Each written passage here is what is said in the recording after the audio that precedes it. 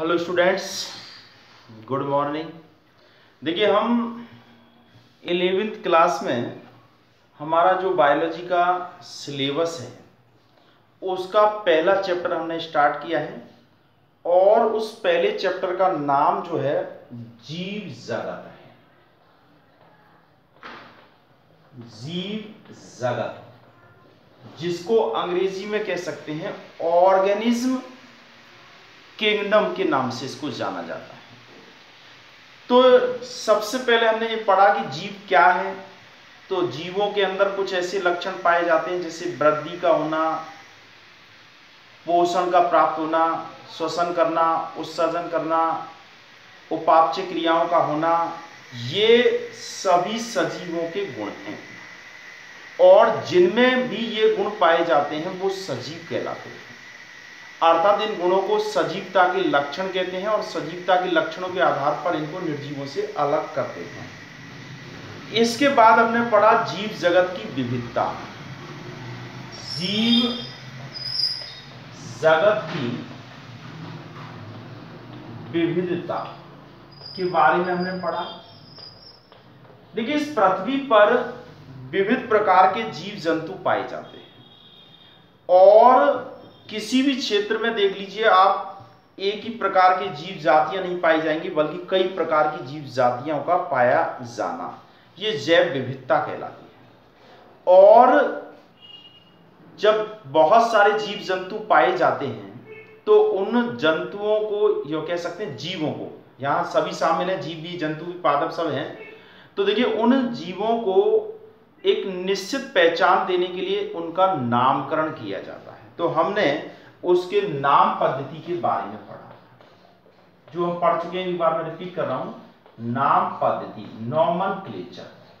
और इस नाम पद्धति के अंतर्गत ICVN और ICZN यानी नोमेनक्लेचर की जो संस्था है, international code of botanical nomenclature and international code of zoological nomenclature, इन्होंने जिस पद्धति को अपनाया है वो पद्धति है द्विनाम पद्धति के अनुसार हम नामकरण करते हैं, जिसमें पहला शब्द वंश का होता है किसी भी जीव के नाम का और दूसरा शब्द जो है उसकी जाति का होता है।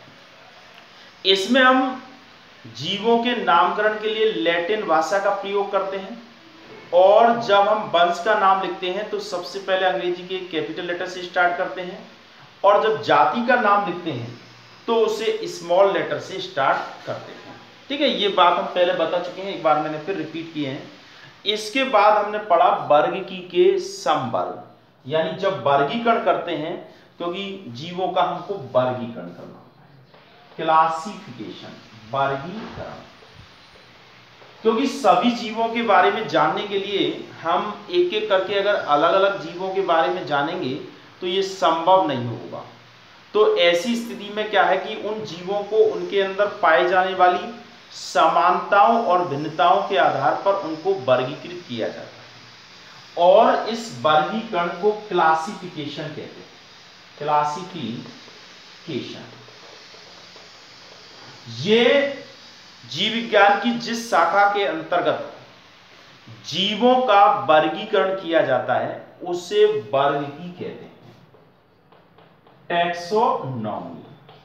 तो ये जो हमारी पहली यूनिट जो है वो वर्गीकी की है, टैक्सोनॉमी की है। अर्थात इसमें हम वर्गीकरण करते हैं और वर्गीकरण के लिए हम कुछ पदों का प्रयोग करते हैं जिनको हम एक प्रकार से समवर्ग कहते हैं। वर्ग की समवर्ग, अर्थात किसी भी जीव का जब वर्गीकरण किया जाता है तो कुछ पदों को प्रयोग में लाया जाता है और उन पदों को इस आधार पर रखा जाता है या बनाया जाता है उनके लक्षणों में समानता के आधार पर।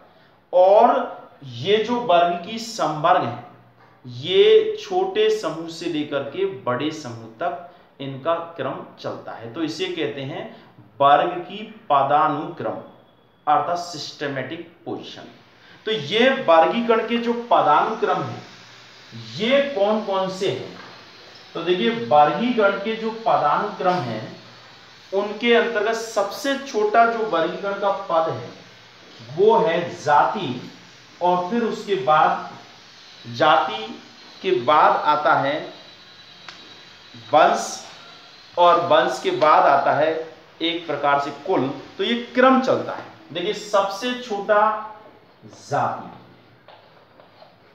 अर्थात एक जाति के अंतर्गत ऐसे जीवों को रखा जाता है जिनकी एक प्रकार से आकारकीय एवं आनुवंशिकीय समानता होती है, जिनके मध्य आपस में प्रजनन हो जाता है और उनसे जनन करने के योग्य संतान की उत्पत्ति हो जाती है। तो ऐसे जीवों का जो समूह है, या कह सकते हैं ऐसे जीव जो एक साथ रखे जा सकते हैं, तो उससे बन जाती है उसकी जाति बन जाती है। जाति ऐसी जातियां जिनमें कई जातियां हैं जिनमें बहुत कुछ समानता है और कुछ भिन्नता है, समानताएं ज्यादा है, भिन्नताएं कम है।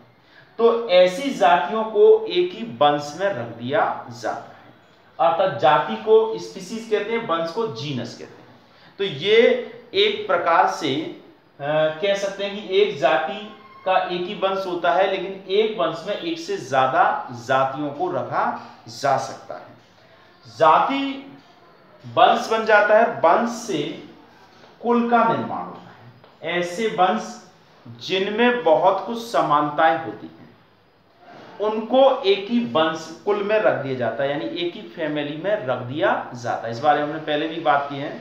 और जब कई फैमिलियां, कई कुल जिनमें समानताएं होती हैं, तो उनको एक ही गण एज ए ऑर्डर के अंतर्गत रख दिया जाता है। तो ये गण जब मिल जाते हैं तो इससे वर्ग बन जाता है, यानी species, genus, family,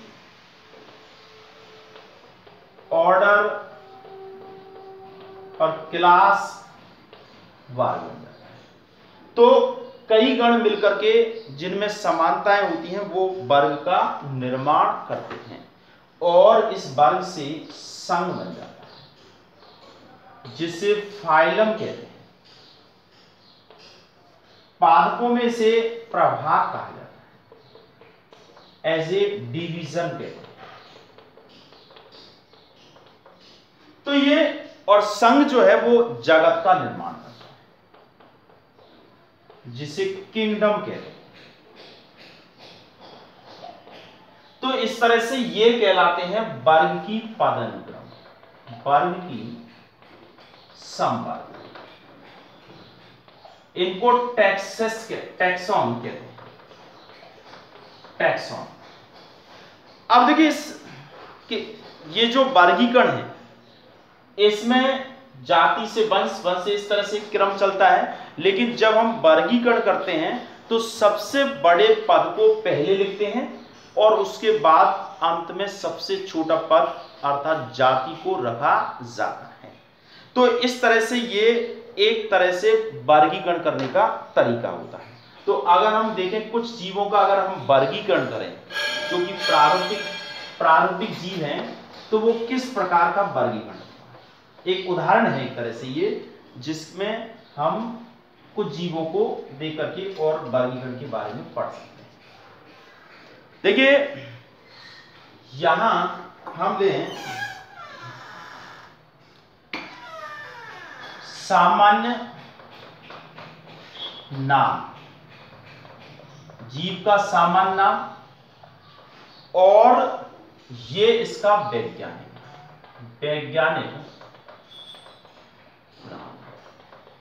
as a पद्धति पर आधारित है।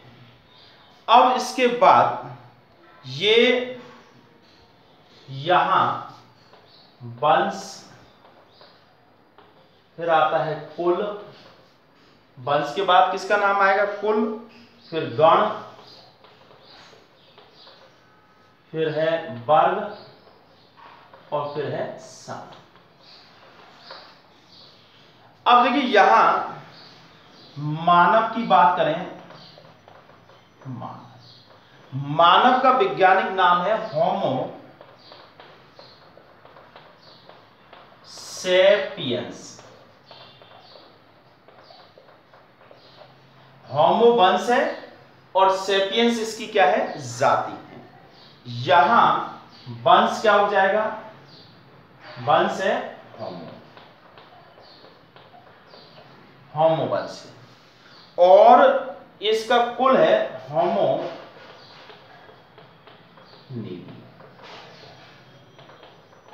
अगर हम कहें मानव का कुल का है तो होमिनिडी, और गण है प्राइमेट, और वर्ग है मैमेलिया, और संघ है कॉर्डेटा। तो इस तरह से ये मानव का वर्गीकरण हो गया है। इसी तरह से अगर हम देखें घरेलू मक्खी, बहुत सारे उदाहरण ले सकते हैं। यहां हम कुछ उदाहरणों की बात करेंगे। घरेलू मक्खी, तो इसका नाम है मस्का डोमेस्टिका, डोमेस्टिका,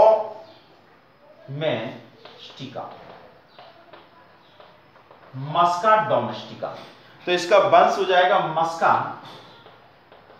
क्योंकि पहला शब्द वंश का ही होता है। और इसकी म्यूसिडी, म्यूसिडी ये इसका कुल है। साथ में इसका गण है डिप्टेरा, वर्ग है इंसेक्टा, और संघ जो है ये है कॉर्डेटा। कॉर्डेटा संघ के अंतर्गत है। या इसे हम यहां संघ को आर्थ्रोपोडा कह सकते हैं। कॉर्डेटा में नहीं आता है, आर्थ्रोपोडा, आर्थ्रोपोडा। तो ये देखिए हमने दो पादपों के उदाहरण, प्राणियों के उदाहरण लिए। अब पादपों के लिए आम है। मान आम का वैज्ञानिक नाम है मैंजीफेरा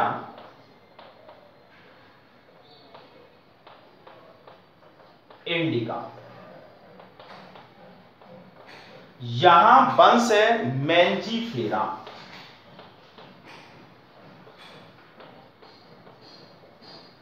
अब देखिए आम का जो कुल है, ये कुल है एनाकार्डिएसी, एनाकार्डिएसी।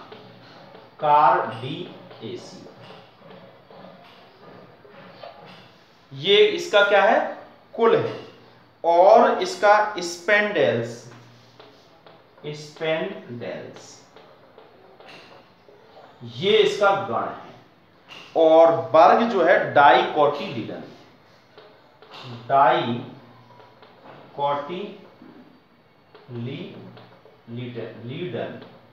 और ये है संघ या प्रभाग जो है इसका हो जाएगा एंजियोस्पर्म।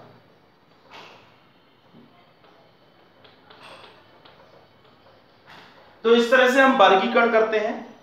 अगर हम इसी तरह से गेहूं का करें, देखिए तो गेहूं का क्या होगा, टिटिकम एस्टाइवम, गेहूं।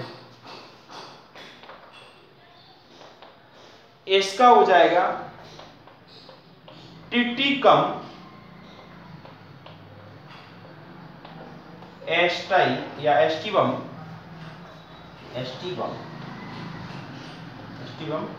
अब देखिए यहां टिटिकम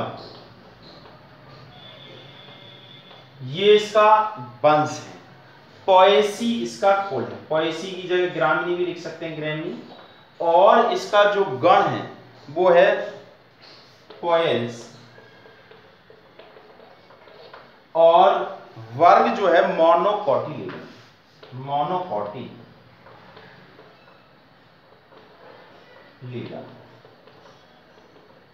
और ये भी है एंजियोस्पर्म।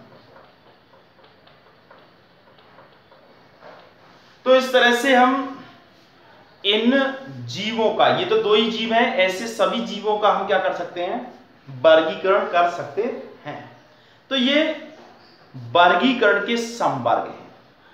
जैसा कि हम आगे भी कई बार अलग अलग जीवों का वर्गीकरण करेंगे। ठीक है। अब हम एक नई चीज की तरफ बढ़ रहे हैं, वर्गीकी जब वर्गीकरण करते हैं तो उसमें कुछ साधनों का प्रयोग करते हैं, तो ऐसे साधनों को हम कहते हैं वर्गीकी सहायक सामग्री, जिनका हम जीवों के वर्गीकरण के अंतर्गत उपयोग करते हैं।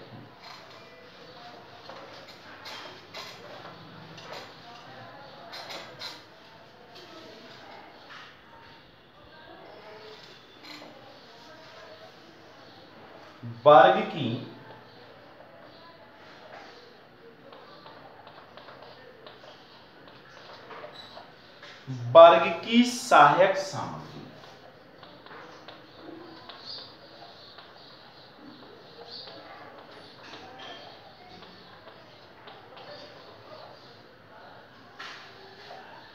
वर्गीकी सहायक सामग्री का मतलब है कि जीवों को पहचानने के लिए विभिन्न प्रकार के उपकरणों का प्रयोग किया जाता है, या यूं कहें कि विभिन्न प्रकार की सामग्रियों का प्रयोग किया जाता है जीवों को पहचानने के लिए। तो जिन साधनों का प्रयोग किया जाता है, क्योंकि जीवों को अगर हम नहीं पहचानेंगे, उनको देखेंगे नहीं, तो उनका वर्गीकरण कैसे करेंगे। तो जीवों के पहचान के लिए विभिन्न प्रकार के उपकरणों एवं सामग्रियों की आवश्यकता होती है, जिनसे पौधे और प्राणियों के जिसमें पौधे और प्राणियों के जो वास्तविक नमूने होते हैं उनको एकत्रित किया जाता है, और जिनके आधार पर जीवों में का लक्षणों के आधार पर उनका वर्गीकरण किया जाता है, और सूचनाएं जो उसमें होती हैं, संबंधित सूचनाएं होती हैं, उनको भविष्य के अध्ययन के लिए प्रयोग में लाया जाता है। अतः जीव वैज्ञानिकों के द्वारा सूचनाओं सहित नमूनों का जो संचय किया जाता है, उन संचय करना, उसको परिरक्षित करना। आपने देखा होगा कि लेबोरेटरी के अंदर कुछ प्राणियों के जार रखे रहते हैं, उनमें प्राणी सुरक्षित रखे रहते हैं। इसी तरह से पादपों भी सुरक्षित रहते हैं। अगर आप किसी ऐसे स्थान पर जाएं जहां बहुत तरह के पेड़ पौधे हैं, तो उनको सुरक्षित रखा जाता है। तो ये एक तरह से सूचनाओं सहित नमूनों को संरक्षित करना, उन्हें परिरक्षित करने की जो तकनीक विकसित हुई है, एक तरह से उससे वर्गीकरण करना आसान हुआ है। तो कह सकते हैं कि जीवों के वर्गीकरण के लिए जिन सहायक सामग्रियों उपकरणों का हम प्रयोग करते हैं वो कहलाते हैं वर्गीकी सहायक सामग्री, यानी जिनका हम क्या कर रहे हैं, प्रयोग कर रहे हैं, किसके लिए, वर्गीकरण के लिए। तो कह सकते हैं कि वर्गीकरण के लिए जिन सामग्रियों का या जिन उपकरणों का प्रयोग किया जाता है वो सहायक सामग्री कहलाती है। अब देखिए, इसमें एक होती है हर्बेरियम।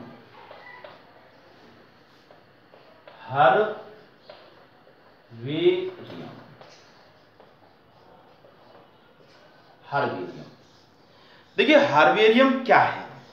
हर्बेरियम होता है पादपों के नमूने।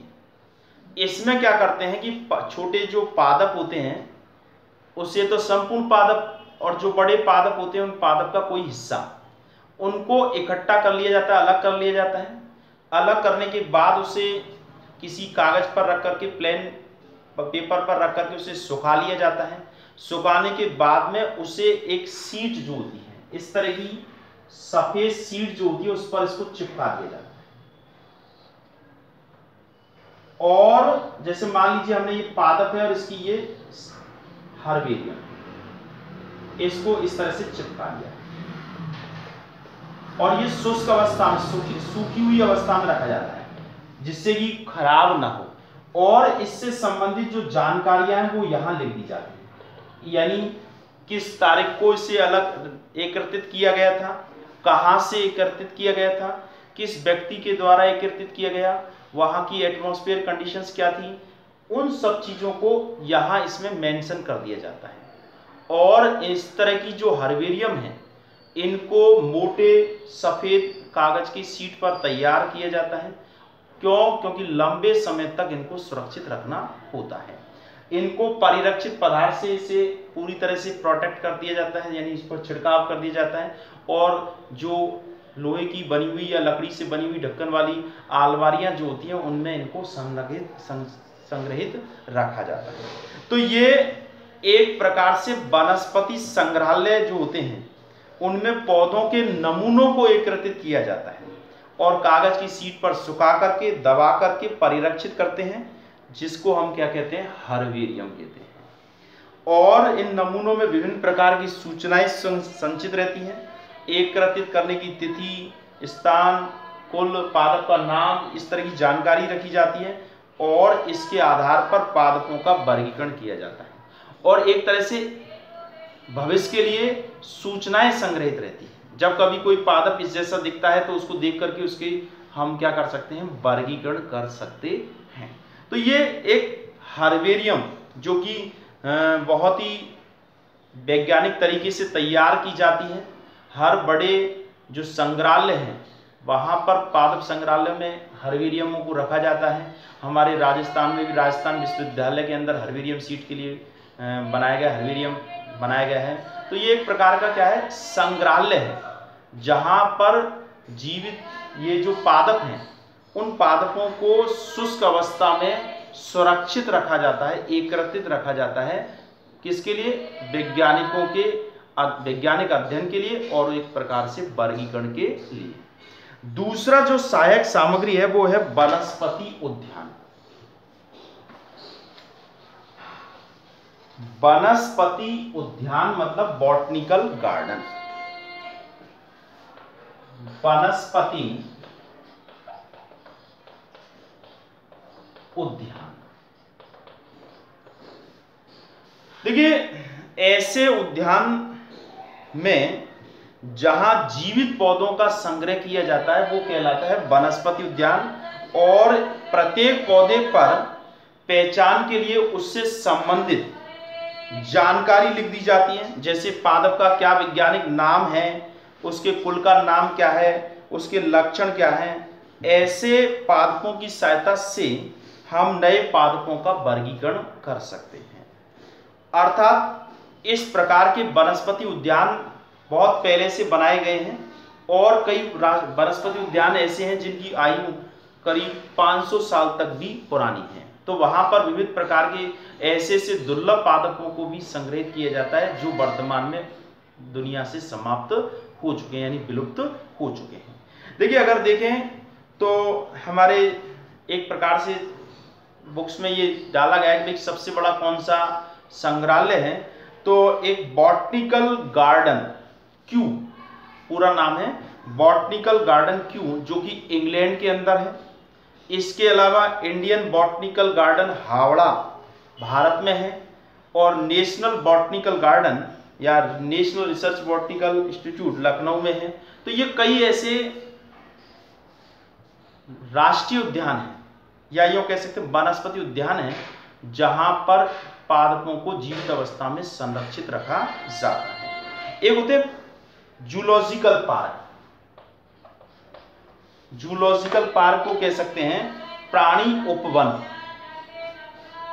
प्राणी उपवन, प्राणी उपवन कह सकते हैं या इनको जूलॉजिकल या जू कह सकते हैं, जू।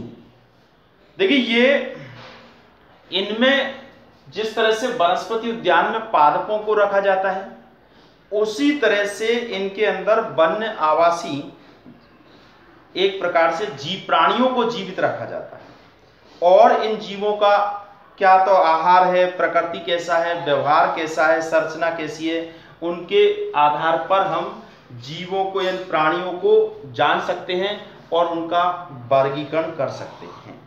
इसमें देखिए विभिन्न आवास, चिड़ियाघर में आपने देखोगे अलग अलग तरह के आवास में रहने वाले जो प्राणी होते हैं उनको अलग अलग तरह के आवास या परिस्थितियों में रखा जाता है। तो एक प्रकार से ये उद्यान है और ये हमारे निधि होती है, एक प्रकार के हमारे सुरक्षित भाग हैं जिसके आधार पर हम प्राणियों के वर्गीकरण में इनमें उपयोग करते हैं। इसके अलावा और भी हम कई, देखिए जैसे एक होता है संग्रहालय। संग्रहालय, संग्रहालय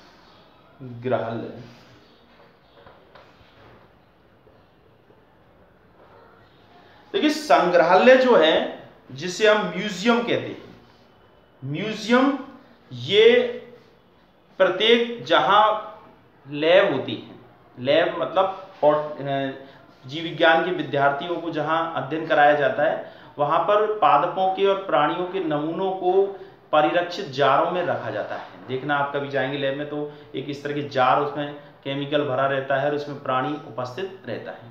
तो ये एक प्रकार से पौधों और प्राणियों के नमूनों को परिरक्षित करने के लिए घोलों का उपयोग किया जाता है। जारों में इनको रखा जाता है। कुछ जीवों को सुरक्षित रखा, जैसे कुछ ऐसे हैं सूखा करके भी रखे जा सकते हैं, और इनके आधार पर वर्गीकरण किया जाता है। इनको देख करके कोई भी जीव है तो उसकी संरचना और उससे मिलान करके और नए उसके नाम को दिया जा सकता है।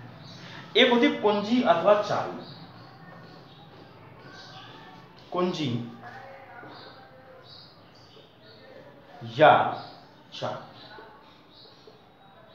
देखिए कुछ एक ऐसी सहायक सामग्री है जिसमें क्या करते हैं, समानताओं और असमानताओं के आधार पर पादप एवं प्राणियों की पहचान एवं वर्गीकरण किया जाता है। इसमें विभिन्न लक्षणों के जोड़े बनाए जाते हैं और इन जोड़ों के आधार पर समानता और असमानताओं को अलग विकल्पों के आधार पर पहचान करके उनका वर्गीकरण किया जाता है। जैसे कि ये पादप है, या यूँ कह सकते हैं ऐसे पादप जिनके अंदर बीज फलों के अंदर सुरक्षित रहते हैं तो वो क्या कहलाते हैं, आवृत बीजी, और जिनमें सुरक्षित नहीं रहते हैं वो क्या कहलाते हैं, अनावृत बीजी। इसी प्रकार से ऐसे प्राणी जिनमें कशेरुकदंड पाया जाता है, नोटोकॉर्ड की उपस्थिति होती है, वो कहलाते हैं कॉर्डेटा, और जिनमें नहीं पाए जाते हैं वो नॉन कॉर्डेटा। अब कॉर्डेटा में भी अगर हम देखें तो ऐसे प्राणी जो एक प्रकार से 4 पाद वाले होते हैं तो वो कहते हैं टेट्रापोडा। टेट्रापोडा में भी वो प्राणी जो कि गर्भ रक्तधारी होते हैं और बाह्य कर्ण वाले होते हैं तो वो होते हैं मैमेलिया। तो इस तरह से वर्गीकरण करने में हम इस प्रकार के विभिन्न प्रकार के साधनों का प्रयोग करते हैं। तो एक तो होती है हर्बेरियम। एक बार फिर सुन लीजिए, हर्बेरियम का मतलब पादपों के नमूने जिनको सुखा करके और कागज की शीट पर उसको परिरक्षित अवस्था में रखा जाता है। वनस्पति उद्यान, इनमें क्या है, बॉटनिकल गार्डन, इनमें पादपों प्राणियों को जीवित अवस्था में सुरक्षित रखा जाता है। इनमें प्राणी उद्यान यानी जू यानी चिड़ियाघर, जिसके अंदर प्राणियों को रखा जाता है। संग्रहालय, जिसमें पादप और प्राणियों को मृत अवस्था में या जार के अंदर केमिकल के अंदर रखा जाता है। और कुंजी है, कुछ लक्षणों की सारणी बना करके और जीवों को प्राणियों का वर्गीकरण किया जाता है। तो ये वर्गीकरण के सहायक सामग्री हैं जिनके आधार पर हम वर्गीकरण, ये देखिए हम अभी आप लोगों को हो सकता है नए लगे, लेकिन हम इन सब चीज़ों का प्रयोग करेंगे और प्रयोग के आधार पर ही हम आगे बढ़ेंगे। अर्थात लैब के अंदर ये सब चीज़ों को हम एक एक करके प्रयोग करते हैं। ठीक है, तो हम धीरे धीरे आगे बढ़ रहे हैं। हमारा ये जो शुरुआती जो चैप्टर है वो समाप्त हो गया है और अब हम एक व्यवस्थित, ये तो एक सामान्य जानकारी की एक प्रकार से कहें विषय का परिचय है। अब एक एक करके क्रम चलेगा जीवों का, क्योंकि हमारी इस यूनिट का नाम, पहली यूनिट का नाम वर्गीकरण है और इसमें हम जीवों के वर्गीकरण के बारे में बात करेंगे कि वर्गीकरण आपने पहले पढ़ा भी होगा, 2 जगत वर्गीकरण, 3 जगत वर्गीकरण, 5 जगत वर्गीकरण बेटकर का। तो ये एक एक करके हम आगे बढ़ेंगे। ठीक है, तो अब आप देखिए जो चीज़ पढ़ाई जाती है उसको आप नोट करें, कॉपी बना लें, साथ में जो होमवर्क दिया जाता है उसको होमवर्क को करें और होमवर्क वाला जो ग्रुप बन रहा है उस ग्रुप में भी उसको भेजें जिससे हम उसको देख सकें। ठीक है,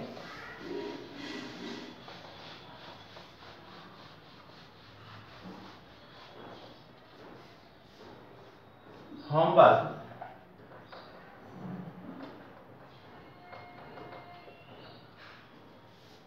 क्वेश्चन नंबर 1।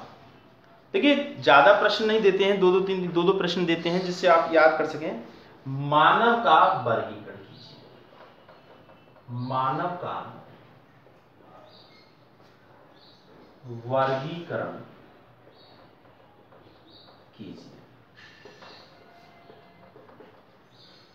इसमें मानव का वर्गीकरण करना है, जैसे हमने बताया है उसी का अनुसार करना है। क्वेश्चन नंबर 2, 2 वर्ग की सहायक, 2 वर्ग की सहायक साधनों के नाम लिखिए। ठीक है, और एक क्वेश्चन जो आपकी समझ से विकसित होगा, हर्बेरियम क्या है? हर्बेरियम क्या है? ठीक है, हर्बेरियम किसे कहते हैं, क्या होता है? तो इस तरह से ये आपके 3 प्रश्न दिए मैंने, जिसमें एक प्रश्न में तो आपको 4-5 लाइन में आंसर देना है, बाकी के में आपको ज्यादा 1-1, 2-2 लाइन में ही आंसर आप दे सकते हैं। तो इस तरह से हमारा ये क्रम जो है वो लगातार जारी रहेगा। आप बिना समय को खराब किए और जो भी बताया जा रहा है उसको रेगुलर समझें, उसे नोट करें, याद रखें, और धीरे धीरे हमारे ये जो टर्म हैं, जो सामान्य जिन शब्दों का हम प्रयोग करते हैं, वो शब्द आपको आसानी से याद रहने लगेंगे, क्योंकि समय बहुत निकल चुका है। और अगर हम आगे भी इसी तरह से अगर नीरसता को बनाए रखेंगे तो हमको जो हमारा लक्ष्य है उस लक्ष्य तक हम नहीं पहुंच पाएंगे। तो अगर हमें बड़े लक्ष्य रखने हैं, जीवन में आगे बढ़ना है, तो अभी से हमको मेहनत करना पड़ेगा, और उसके लिए आप अभी से चालू कर दीजिए। ठीक है, तो अब हम कल एक नई चीज़ के लिए करके और फिर दोबारा से आपके सामने आएंगे। ठीक है, और आज के लिए